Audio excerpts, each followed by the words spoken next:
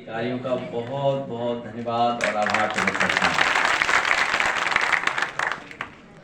Samajwadi party का बहुत महत्वपूर्ण संगठन है और संगठन में जो हमारी आपकी बातचीत हुई है, एक दूसरे ने जो सुझाव दिए उसको साथ ही लिख करके भी देते जाएंगे।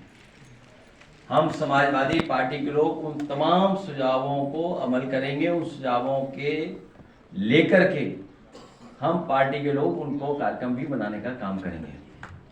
मैं धन्यवाद देता हूं अपने संगठन के लोगों का कि जिन्होंने ये संकल्प लिया है कि अपनी वोटर लिस्ट को सुधारने का काम करेंगे।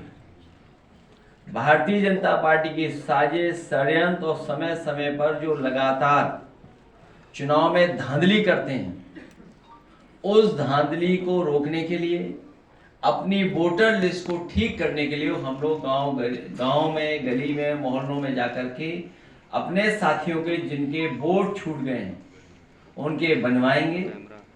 और जो फर्जी वोट भारतीय जनता पार्टी ने बनवा रखे हैं, कोई बूथ ऐसा भारतीय जनता पार्टी का नहीं है जिसमें फर्जी वोट उन्होंने बनाए हों। उन वोटों पर भी आपत्ति करने का काम हम मिलकर के करेंगे। सोने का भाव 1 लाख से ऊपर चला गया है। सोने का भाव 1 लाख रुपए से ऊपर पहुंच गए थे।